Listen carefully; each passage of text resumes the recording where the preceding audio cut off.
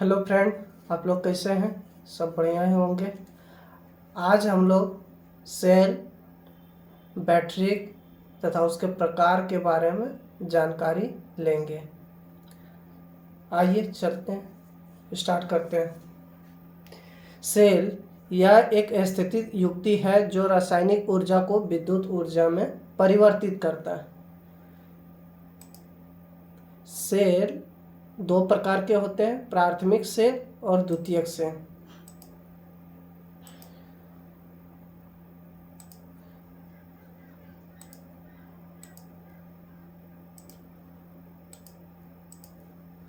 Cell को हम लोग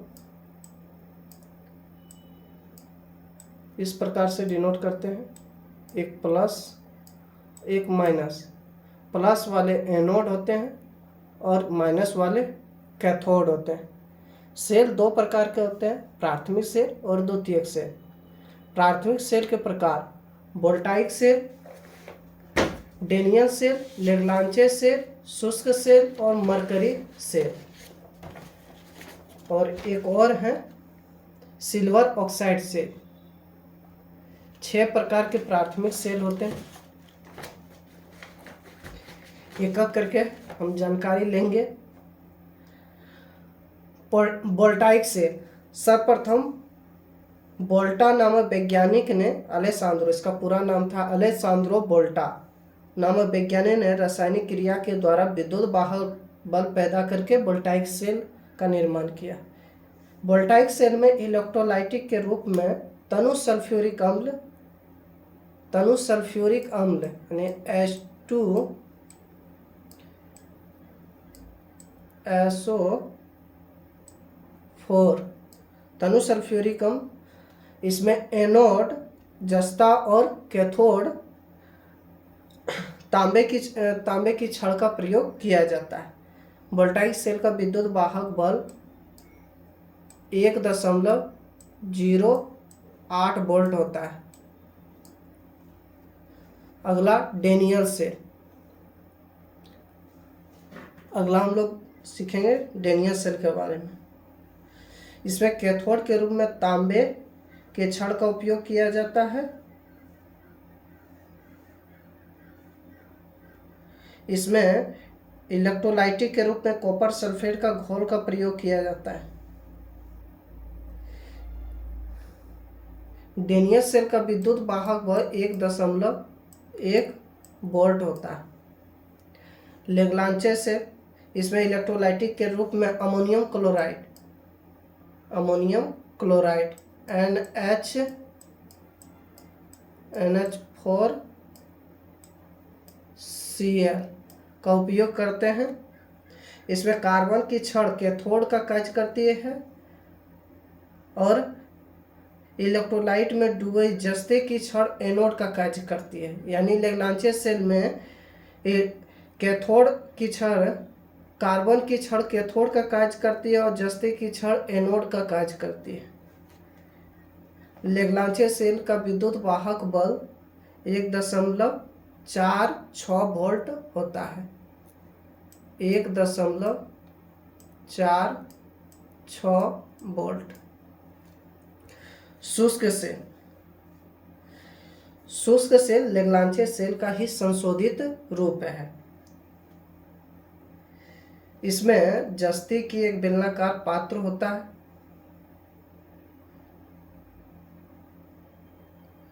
जो एनोड का कार्य करता है।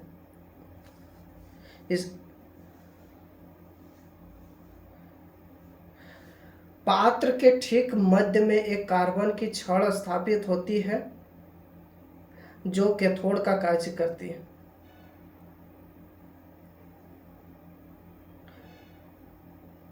इसमें इलेक्ट्रोलाइटिक के रूप में ammonium chloride, zinc chloride, plaster of Paris की लुगदी के रूप में भरा होता है। शुष्क सेल का विद्युत वाहक बल 1.5 वोल्ट होता है। 1.5 वोल्ट। इसमें विद्रुवक के रूप में मैंगनीज डाइऑक्साइड का उपयोग किया जाता है। आइए मरकरी सेल के बारे में जानकारी लेते हैं। मरकरी सेल का उपयोग हम लोग घड़ी, पॉकेट कैलकुलेटर आदि में करते हैं और सिल्वर ऑक्साइड के उपयोग अति लघु आकार के यानी छोटे से छोटे डिजिटल उपकरण में हम सिल्वर ऑक्साइड सेल का प्रयोग करते हैं। आइए द्वितीयक सेल के बारे में जानकारी लेते हैं। इसे पहले विद्युत देकर आवेशित करना पड़ता है, फिर विद्युत वाहक बल उत्पन्न करता है। इसे पुनः आवेशित करने की आवश्यकता होता है। एक बार चार्ज खत्म हो जाने के बाद इसे पुनः आवेशित करके इसका उपयोग कर सकते हैं। इसका विद्युत वाहक बल अधिक होता है। इसमें रासायनिक क्रिया उत्क्रमणीय होता है यानी दोनों दिशाओं में संपन्न होती है। जैसे एनोड पर PbSO4 प्लस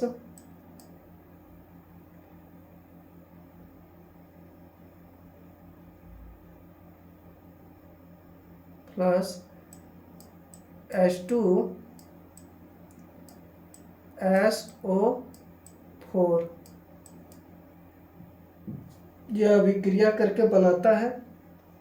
यह अभिक्रिया दोनों दिशाओं में संपन्न होता है, दोनों दिशाओं में संपन्न होता है। द्वितीयक सेल के प्रकार: lead acid cell, Edison cell और nickel cadmium cell. Lead acid cell, lead acid cell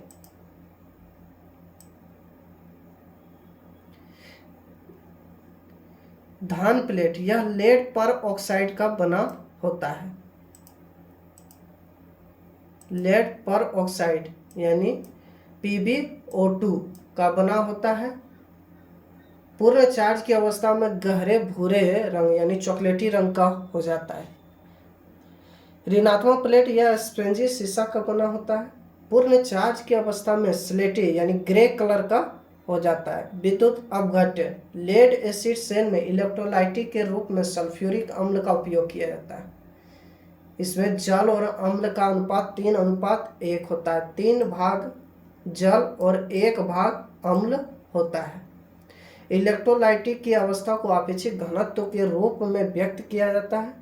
electrolytic के आपेक्षिक घनत्व को हाइड्रोमीटर से मापा जाता है। ये हाइड्रोमीटर है, इसके द्वारा हम आपेक्षिक घनत्व को मापते हैं। ये बल्ब, चैम्बर, पूरा को चैम्बर कहते हैं, फ्लॉट और नोजल, इसके द्वारा बैटरी में डालकर हम लोग उसका बैटरी के अपेक्षिक घनत्व को मापते हैं। चार्ज लेड एसिड बैटरी में इलेक्ट्रोलाइटिक गाढ़ा होता है। जैसे जैसे चार्ज होते जाता है बैटरी, वैसे वैसे उसका इलेक्ट्रोलाइटिक गाढ़ा हो जाता है। इलेक्ट्रोलाइटिक में धन और ऋण प्लेट को डुबा कर रखा जाता है तथा इलेक्ट्रोलाइटिक का लेवल 10 से 20 mm ऊपर तक रहना चाहिए।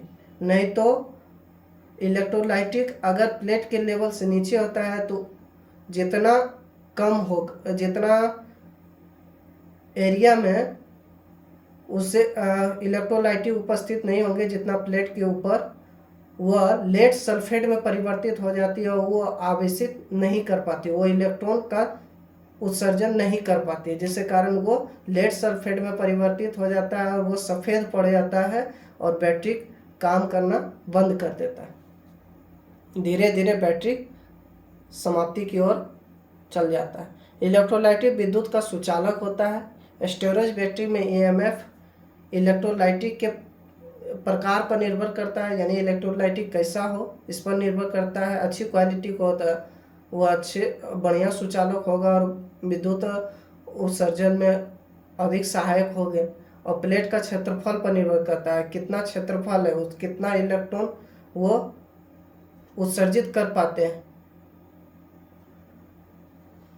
उस पर निर्भर करता है। सेपरेटर, धन और ऋण प्लेट आपस में शॉर्ट सर्किट होने से बचने के लिए सेपरेटर लगाया जाता है। यह अचालक होता है, यह सेपरेटर है। ये प्लेट है, ये प्लेट है, ये सेपरेटर है। एक प्लेट एक सेपरेटर लगा करके ही बैटरी के प्लेट बनाए जाते हैं। देखिए इस प्रकार से तैयार किया जाता है एनोड और कैथोड के रूप में। कंटेनर या हार्ड ग्लास या हार्ड रबड़ का बना होता है ताकि अम्ल से अभिक्रिया ना करे। इसके अंदर धन प्लेट, ऋण प्लेट, विद्युत अपघट्य, सेपरेटर इत्यादि व्यवस्थित होते हैं। ये बैटरी है, इसके अंदर धन प्लेट, ऋण प्लेट, विद्युत अपघट्य और सेपरेटर उपस्थित होते हैं। सेपरेटर का उपयोग शॉर्ट सर्किट से बचने के लिए प्लेटों के बीच में करते हैं। विद्युत अपघट्य विद्युत का सुचालक होता है। वेंट कैप, वेंट कैप किसको कहते हैं? ये देखिए, ये जो भाग है ये वेंट कैप है, ये वेंट कैप है, और आगे भी ये वेंट कैप है, ये वेंट कैप है। इसका हम उपयोग किस प्रकार से करते हैं ये जानते हैं। यह बैटरी के ऊपर बना हुआ छिद्र होता है जिससे अम्ल और पानी में हुई कमी को पूरा किया जाता है।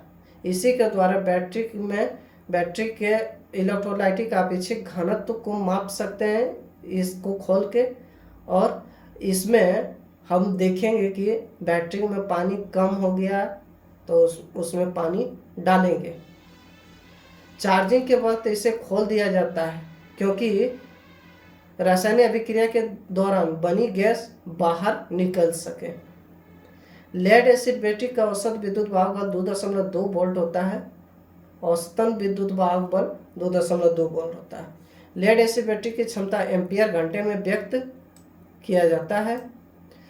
लेड एसिड बैटरी में एम्पियर घंटे दक्षता 90 से 95% होते हैं और वाट आवर घंटा दक्षता 80 से 85% होती है। लेड एसिड बैटरी में विद्युत वाहक बल 2.2 वोल्ट होता है। लेड एसिड बैटरी की क्षमता एम्पियर घंटे में व्यक्त करते हैं। बैटरी डिस्चार्ज होने के बाद प्लेट का रंग सफ़ेद हो जाता है। ये वेंट कैप है, ये प्लस रेड वाला प्लस होता है यानी एनोड और माइनस कैथोड होते हैं। ये वेंट कैप लगा हुआ है, इसके द्वारा हम इसको हम खोल करके बैटरी के आपेक्षिक घनत्व को मापते हैं, इलेक्ट्रोलाइटिक का लेवल मापते हैं, उसमें उपस्थित पानी या अम्ल की पूर्ति के लिए हम खोल कर चेक करते हैं। लेड एसिड बैटरी में डिस्चार्ज के समय दोनों एनोड और कैथोड लेड सल्फेट में परिवर्तित हो जाता है।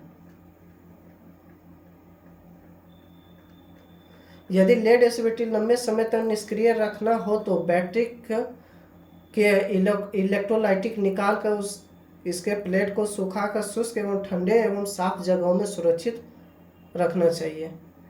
अगर बैटरी उपयोग नहीं कर रहे हैं तो बैटरी को लगभग 6 दिनों के बाद अवश्य चार्ज करें, नहीं तो उसका सेल बैठ जाता है, इलेक्ट्रॉन का उत्सर्जन नहीं कर पाता है, सेल बेकार हो जाता है।